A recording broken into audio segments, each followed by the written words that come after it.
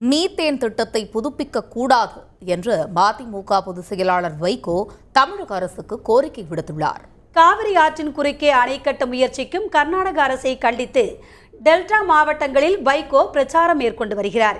தஞ்சை மாவட்டம் கும்பகோணத்தில் செய்தியாளர்களை சந்தித்த வைகோ காவிரி ஆற்றின் குறுக்கே அணை கட்டுவதை தடுக்க தமிழகத்தில் அனைத்து கட்சியை கூட்ட வேண்டும் என்று தெரிவித்தார். மீத்தேன் திட்டத்தின் காலக்கெடு ஜனவரி 4ஆம் தேதி முடிவடைவதாகவும் அதனை தமிழக அரசு புதுப்பிக்க கூடாது எனவும் வைகோ தமிழக அரசுக்கு கோரிக்கை விடுத்துள்ளார். நீங்க உடனே அனைத்து கட்சி கூட்டத்தை கூட்டுங்க. அங்க அரசியல் யாரும் பேச போறதில்லை.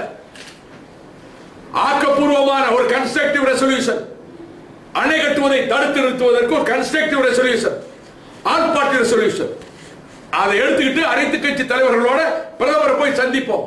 சந்திங்க, என்னை கூப்பிடணும் கூட அவசியம் இல்லை, நீங்க போய் சந்திங்க. சந்திச்சு இந்த முறைப்படி நீங்க அணை கட்டுறதை தடுக்க போறீங்களா இல்லையான்னு கேட்போம். கேளுங்க.